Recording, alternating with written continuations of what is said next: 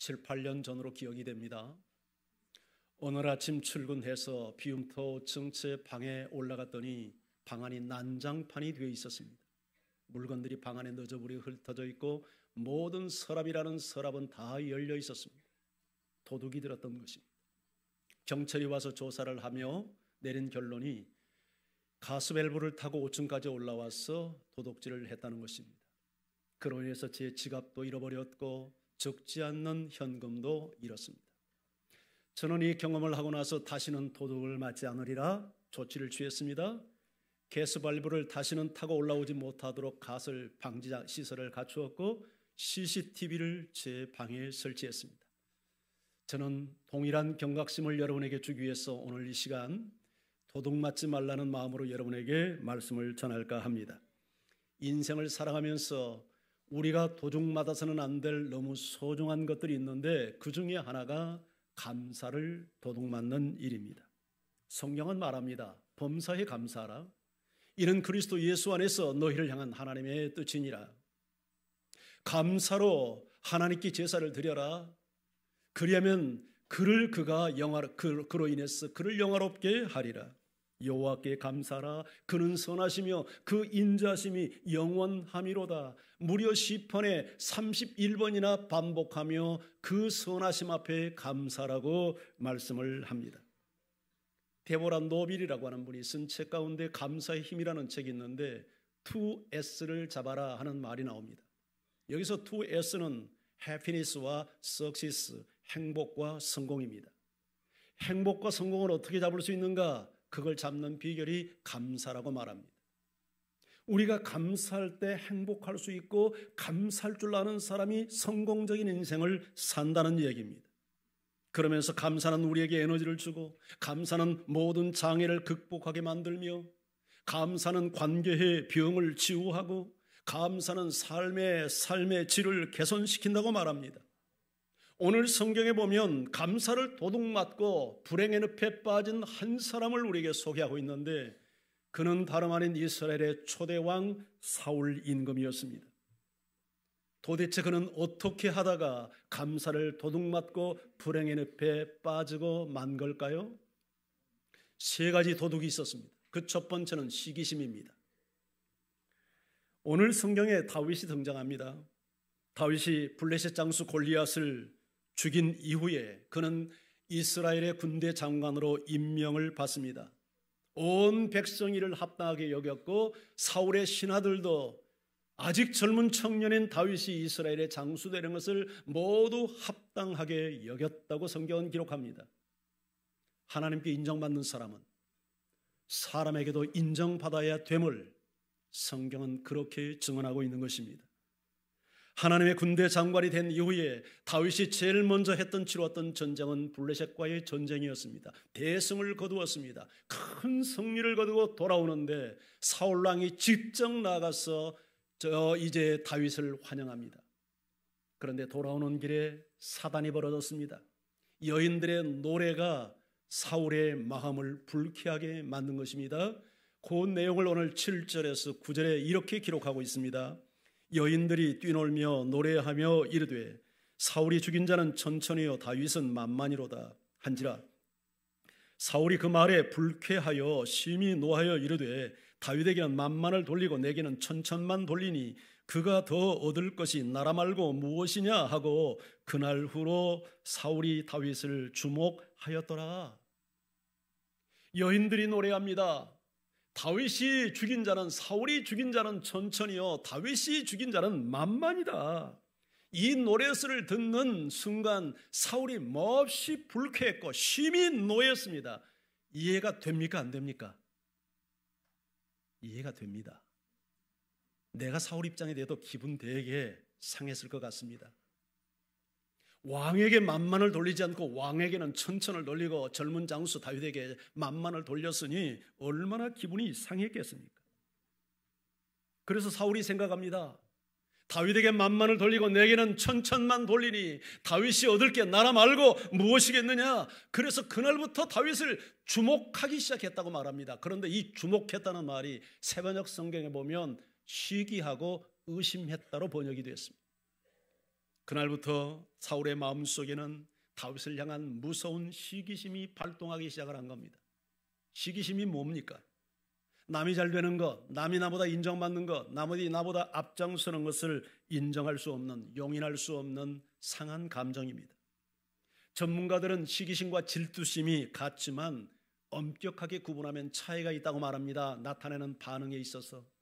질투심은 주로 내부적으로 자기 비하로 질투를 드러내지만 시기심은 외부로 드러내는데 주로 폭력적인 방법으로 시기심을 드러낸다고 합니다.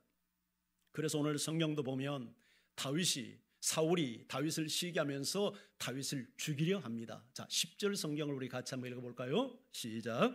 그 이튿날 하나님께서 부리시는 악령이 사울에게 힘있게 내리매 그가 집안에서 정신없이 떠들어대므로 다윗이 평일과 같이 손으로 수금을 타는데 그때에 사울의 손에 창이 있는지라. 오늘 여기 성경에 보면 하나님께서 부리시는 악령이 사울에게 힘있게 내렸다. 하나님이 부리는 악령. 그러면 하나님이 악령을 조종해서 사람을 괴롭힌다는 말인가? 그런 의미는 아닙니다. 여기서 하나님이 부리는 악령이라는 말은 악령도 하나님의 주권 아래에 있다는 뜻입니다. 그래서 우리가 마귀를 두려워하고 악령을 두려워하고 귀신을 두려워할 필요가 없습니다. 두려워해야 된다면 악령을 지배하는 하나님을 두려워해야 할 뿐이죠. 자, 그런데 오늘 성경을 보십시오. 이 악령이 사울에게 언제 임했습니까?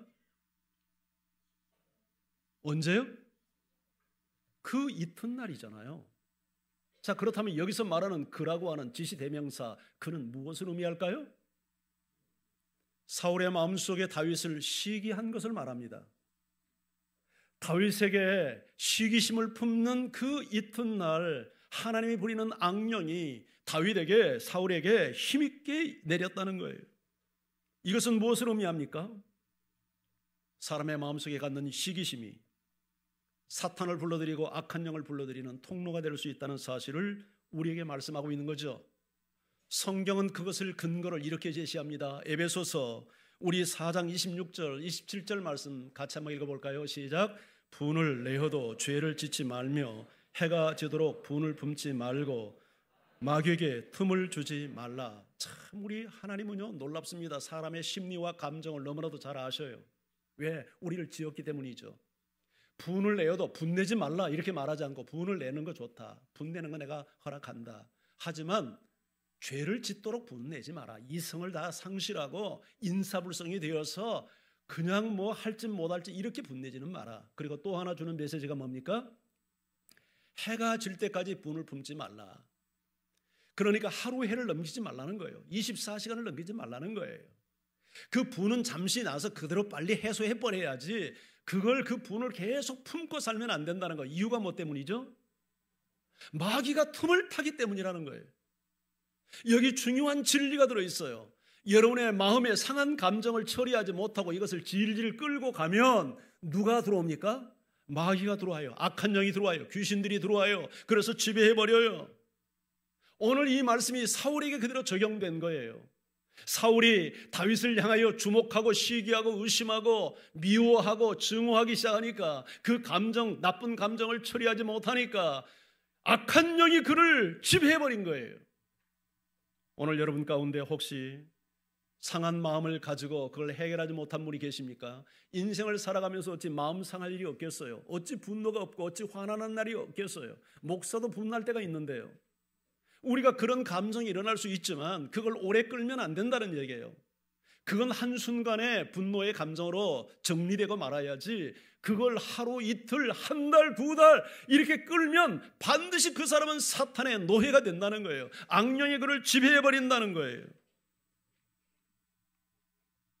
아직도 해결하지 못한 감정을 가지고 계신 분이 계십니까? 누군가를 향한 분노, 누구에 대한 시기심, 누구에 대한 미움, 욕망, 음란한 마음, 이런 마음을 정리하지 않고 계속 품고 살면 마귀가, 악한 영이 그 마음을 지배해버리는 거예요. 사울에게 악한 영이 맞아 두 가지 현상이 일어났죠. 첫째는 정신 이상이 왔죠. 횡설수설합니다. 횡설수설. 악한 영이 들어오니까 제정신이 아니요 말을 하는데 행설수설, 공동번역은 예언을 했다는데 마귀가 주는 예언을 한 거죠. 세번역 성경은 헛소리를 했다는 말로 번역이 되어 있어요. 그리고 또 하나, 다윗을 죽이려고 창을 던집니다. 자, 우리 10절 하반절에서 11절을 다시 한번 화면을 통해서 한번 읽어봐요. 함께요. 시작. 다윗이 평일같이 손으로 수금을 타는데 그때에 사울의 손에 창이 있는지라. 그가 스스로 이르기를 내가 다윗을 벽에 박으리라 하고 사울이 그 창을 던졌으나 다윗이 그의 앞에서 2번 피하였더라. 자, 여기 이 말씀 아주 우리가 깊이 좀 묵상을 해야 돼요. 자, 다윗이 평일과 같이 손으로 수금을 타는데 평일과 같이 사울 앞에서, 그러니까 지금 악령이 역사한 것은 이번이 처음이 아니고 13장부터 악령이 사울에게 역사하기 시작을 했어요. 그가 하나님 앞에 바로 살지 못하니까 사탄이 그를 지배한 겁니다. 그때마다 사울이 다윗이 나타나서 수금을 탑니다. 여기서 수금은 단순히 노래 연주가 아니라 찬양이며 기도예요. 다윗이 저 들판에서 양을 칠 때 수금을 타며 하나님을 찬양했고 기도했는데 다윗이 와서 찬양하고 기도하면 신기하게도 악령이 떠나가요. 그러니까 사울에게 정신 이상이 들어올 때면 언제나 다윗을 불러서 그 악령을 쫓는 행위를 하도록 했단 말이죠. 자, 지금 다윗은 사울의 악한 영을 쫓기 위해서 찬양을 하고 기도를 하는데 사울은 어떻게 반응을 합니까? 가지고 있는 창을 들어서 내가 저놈을 벽에 박으리라 하고는 창을 던졌어요. 그런데 다윗이 몇 번 피했어요?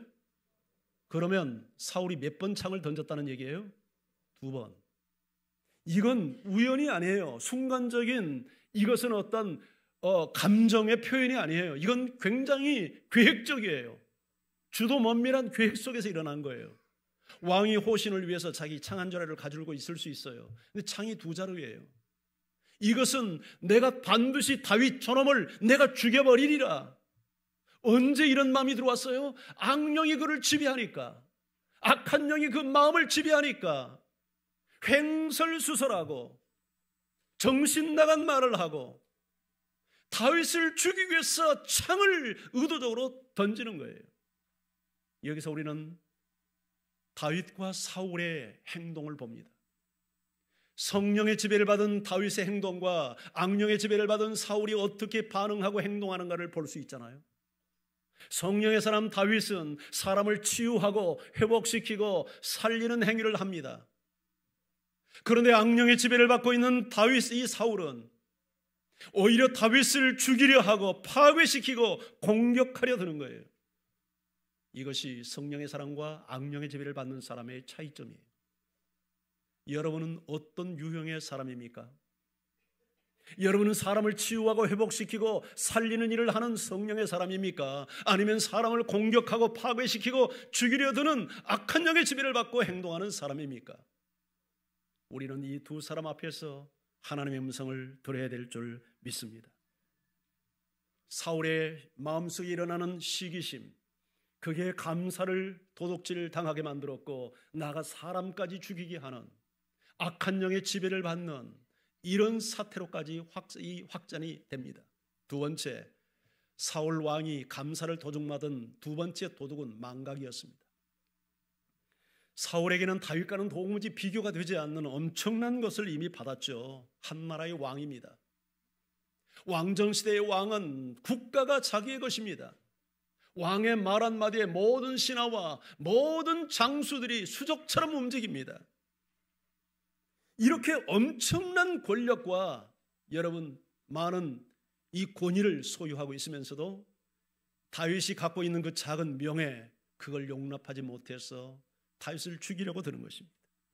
한마디로 사울은 자기에게 받은 복이 얼마나 놀라운지를 세어볼 줄 몰랐던 거예요. 하나님께 받은 복과 은혜를 망각하고 있었던 거예요. 우리도 도둑을, 감사를 도둑맞지 않기 위해서는 하나님께서 내게 베풀어 주신 은혜와 복을 세어볼 줄 알아야 돼요. 할렐루야. 미국의 한 소녀가 디어 앱이라고 하는 상담 코너에 상담 글을 올렸습니다. 이 소녀는 교통사고로 한쪽 다리를 잃었어요. 그 내용은 이런 것입니다. 나는 교통사고로 한쪽 다리를 잃게 되었는데 그 순간부터 나는 정말 이 불구의 몸이 되어서 너무 불편하고 너무 불행한 삶을 살고 있다고. 어떻게 하면 좋겠느냐고. 누가 좀 지혜를 달라고. 이렇게 디어 앱이라고 하는 상담 코너에 글을 올렸어요. 그러자 한 소녀가 답장과 같은 글을 이렇게 올렸습니다. 저는 두 다리를 잃은 소녀입니다. 사고로 두 다리를 잃었을 때 저도 모든 것이 무너지는 절망감을 경험했습니다.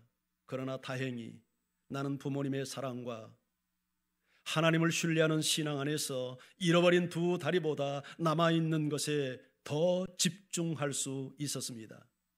두 다리를 잃었지만 나는 건강한 두 팔과 두 손이 있고 아름다운 세상을 볼 수 있는 눈이 있고 아름다운 음악을 들을 수 있는 귀가 있고 음식을 먹을 수 있는 건강이 있어서 감사하고 있습니다. 뿐만 아니라 나를 사랑해 주시는 부모님이 계시고 친구들이 있어서 감사합니다. 나는 오늘도 건강한 두 팔로 휠체어를 굴리며 앞으로 전진해 가고 있습니다. 라는 글이었어요. 여러분, 이 두 소녀의 차이점이 무엇입니까? 한쪽 다리를 잃고 불행한 삶을 살아가는 소녀는 잃은 것을 주목했지만 두 다리를 잃고도 감사하며 강한 손으로 강한 팔로 휠체어를 저으며 앞으로 전진해가는 이 소녀는 잃은 것을 주목한 게 아니라 아직도 남아있는 더 많은 것을 주목하면서 이렇게 감사의 삶을 살고 있었던 것이죠. 그렇다면 오늘 여러분은 어디를 주목하며 살아갑니까? 무엇보다도 우리가 감사를 도둑맞지 않기 위해서 하나님께서 내게 베푸신 복과 은혜를 세어볼 줄 아는 하나님의 사람들이 되기를 축복합니다. 이 세상 어느 누구도 완벽하게 모든 것을 갖춘 사람은 존재하지 않습니다. 나에게 있는 것이 그 누구인가는 없을 수 있고 그에게 있는 것이 나에게 없을 수 있어요. 하나님은 그 누구에도 모든 것을 완벽하게 허용하지 않았습니다. 이것은 하나님의 능력이 부족해서도 우리를 사랑하지 않아서도 아닙니다. 오히려 우리를 사랑하기 때문에 그렇게 조차하셨습니다. 만약 여러분이 어떤 부족함도 없이 완벽한 것을 갖추고 산다고 가정해 보십시오. 여러분들이 이웃과 좋은 관계를 할 수 있을 것 같습니까? 그 사람은 교만이 하늘을 찌를 것이요, 이웃을 무시하며 살 것이요, 좋은 관계를 갖고 살기가 어려울 것입니다. 하지만 우리는 나의 부족 때문에 겸손을 배우고 나의 연약함 때문에 이웃의 도움을 받을 줄도 알고 그로 인해서 남을 돕고 살아야 된다는 것도 깨닫는, 그래서 있는 것도 감사하지만 때로는 없는 것을 인해서 우리는 더 큰 유익 속에, 더 큰 감사의 조건 속에 들어갈 수 있음을 확신하는 여러분들을 주의 이름으로 축원합니다. 그런데 분명한 건 하나님은 그럼에도 불구하고 우리에게 없는 것보다는 있는 것을 훨씬 더 많이 주셨다는 사실입니다. 저는 설교를 준비하며 좀 엉뚱한 생각을 해봤습니다. 내가 저 북한에 살지 않고 남한에 사는 건 너무너무 감사하구나. 북한에는 거주의 자유도, 여행의 자유도, 언론의 자유도, 무엇보다도 하나님을 섬기는 신앙의 자유도 없는 죽음의 나라 아닙니까? 그런데 이곳에서는 정말 너무너무 우리가 완전한 자유 속에 사는 나라, 대한민국에 태어나게 하신 것 얼마나 감사합니까? 이 한 가지 조건만으로도 우리는 무한한 감사를 하나님께 돌려야 될 줄 믿습니다. 경제가 좋으니 나쁘니 해도 다 우리 놀지 않고 일할 수 있는 일터가 있고 일할 수 있는 건강을 주시고 일할 수 있는 기회를 갖고 있다는 것 얼마나 감사합니까? 하루 종일 피곤하게 밖에서 일을 해도 저녁 해가 지면 우리가 들어가 쉴 수 있는 공간이 있고 내 집이 있다는 게 얼마나 감사합니까? 먹을 수 있는 음식이 있고 먹을 수 있는 건강이 있다는 것 얼마나 우리가 감사해야 될 일이겠습니까? 사랑하는 가족이 있고 서로 의지할 수 있는 이웃이 주변에 있다는 거 얼마나 감사합니까? 나를 위해서 기도해 주는 지체가 있고 나를 서로 붙잡아주는 믿음의 우리 지체들이 함께 같은 공간에서 신앙생활한다는 게 얼마나 감사할 일입니까? 그러나 무엇보다도 천지를 창조하신 창조주 하나님이 나의 영원한 아버지가 된다는 것 얼마나 감사합니까? 죄로 인해서 어떤 인간의 노력으로도 해결할 수 없는 그 죄와 형벌을 하나님의 아들 예수 그리스도께서 대속의 피를 흘려 나를 구원해 주신 그 은혜가 얼마나 크고 놀랍습니까? 내가 이 세상을 떠나는 날 저 영원한 천국에 가서 살 수 있는 천국 시민권을 나에게 주시고 그 보증으로 성령을 허락하셔서 나를 모든 진리 가운데로 인도하시고 나를 보호해 주시는 성령을 인하여 우리가 얼마나 감사해야 하겠습니까? 우리에게 분명 없는 것이 있습니다. 하지만 우리에게는 없는 것보다는 갖고 있는 것이 훨씬 더 많습니다. 우리는 하나님께 받은 복과 은혜를 세어보며 감사하는 사람이 되기를 주의 이름으로 축원합니다. 마지막 세 번째는 비교의식입니다. 사울에게 감사를 훔쳐간 세 번째 도둑, 그건 비교의식이에요. 사울이 죽인 자는 천천히요, 다윗이 죽인 자는 만만이다. 이 여인들의 노래를 듣는 순간부터 사울은 다윗과 부단히 비교하기 시작을 합니다. 저놈에게 만만을 돌렸다면 얻을 게 나라 말고 무엇이겠느냐. 비교의식은 하나님이 주신 감정이 아닙니다. 이건 사탄이 주는 감정입니다. 하나님은 결코 우리 자신을 누구와 비교하며 살도록 상품처럼 만들지 않았습니다. 우리 자신은 정말 그 누구와도 비교가 불가능한 작품 중에 작품, 걸작품으로 만들었습니다. 우리를 유일한 나로 만들어 주신 것입니다. 할렐루야. 그래서 우리는 비교하면 안 됩니다. 여러분의 배우자를 다른 집의 배우자와 비교해서는 안 됩니다. 내 자식을 남의 집 자식과 비교해서는 안 됩니다. 내게 주신 능력을 다른 사람의 능력과 비교해서는 안 됩니다. 비교하는 순간 감사는 도둑맞고 우리는 불행의 늪에 빠져들고 말기 때문입니다. 세상은 덥고 똑똑한 인간은 너무 많습니다. 나보다 잘난 인간 너무나도 많습니다. 우리는 비교해서는 안 됩니다. 비교하면 비참해집니다. 비교하면 불행해집니다. 혹시 영화 아마데우스라는 영화를 보신 적이 있습니까? 2015년에 상영이 됐던 영화입니다. 비엔나 왕실 궁정에서 음악사로 일하는 안토니오 살리에리의 이야기를 담은 이야기입니다. 그는 실력을 인정받아 궁정 음악가가 되었습니다. 그는 자신에게 주신 재능을 인하여 하나님께 감사하며 행복한 삶을 살았습니다. 그런데 어느 날부터인가 그는 모든 감사를 다 도둑맞고 불행의 늪에 빠져들고 맙니다. 도대체 그 어느 날 무슨 일이 있었기에 오늘 안토니오 살리에리의 그 감사를 잃어버리고 불행한 삶을 살기 시작을 했을까요? 자, 영화의 한 면을 같이 한번 좀 보겠습니다. 자, 동영상을 들어주시죠.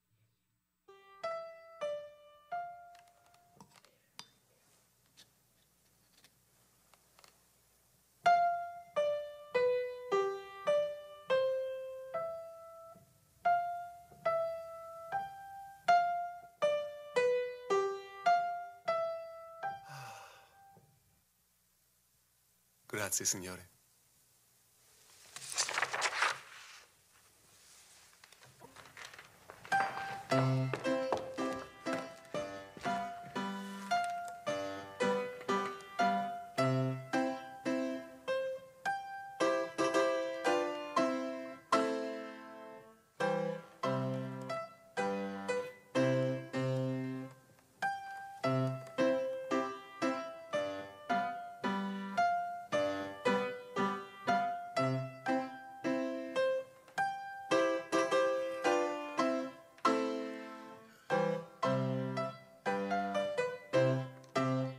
Keep it, Majesty, if you want. It's already here in my head.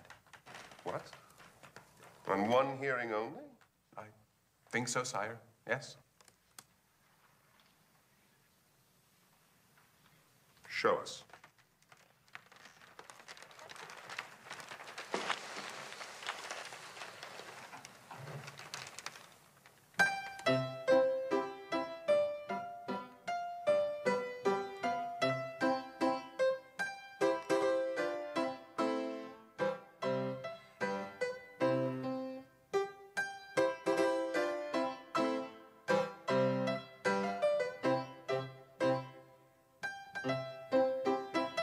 The rest is just the same, isn't it?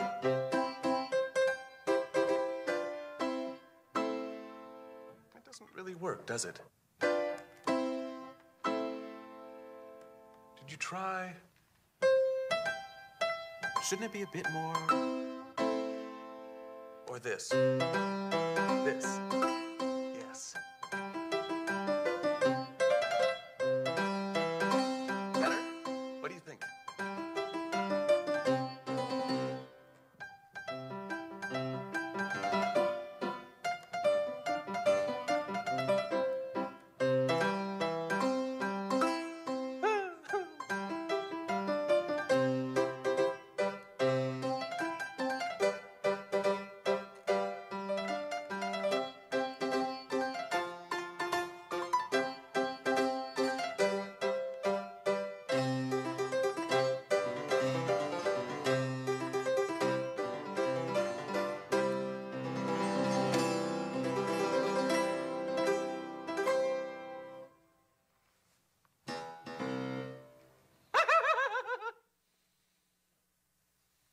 Grazie, Signore.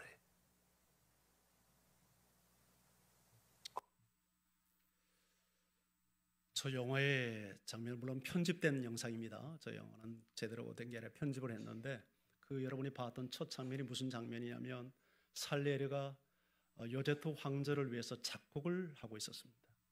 근데 그 작곡을 하면서 굉장히 자기가 작곡한 작품에 대해서 만족해하며 이태리 말로 십자가의 예수님을 바라보며 그라치에 시뇰레 주님 감사합니다 고백을 합니다. 그리고 궁중 악사로 하여금 자기가 작곡한 것을 피아노를 한번 쳐보게 하죠. 그때 젊은 친구, 그 당시 천재 음악가로 소문나는 모차르트가 등장을 합니다. 그러면서 한번 쳐보겠느냐고, 치겠다고, 악보를 주니까 악보 필요 없다고. 아니 어떻게 그것을 할 수 있겠냐, 이미 내 머릿속에 다 암기했다고. 아니 딱 한 번 들었는데 그걸 다 암기했느냐고. 그렇다고. 그래서 악보도 보지 않고 그 살레르가 작곡했던 곡을 다 완주를 해냅니다.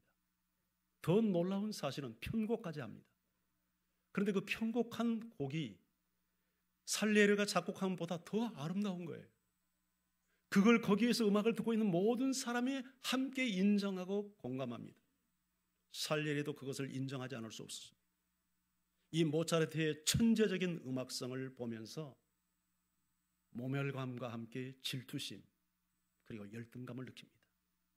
그리고 그 순간부터 살레리는 계속해서 모차르트와 자기 자신을 비교하기 시작을 합니다. 영상 앞부분에서 십자가의 주님을 바라보며 그라치에 시뇰레 주님 감사합니다. 그런데 마지막 장면에도 똑같은 장면이 또 나타납니다. 그러나 그 표정과 의미는 전혀 반대였습니다. 처음 주님 감사합니다 고백을 했을 때 그 고백은 정말 나에게 이런 재능을 주신 주님 감사합니다 이런 의미였습니다. 그러나 마지막 주님 감사합니다 그 고백 속에는 주님에 대한 분노와 빈정거림과 증오를 표현하는 감사의 고백이었습니다.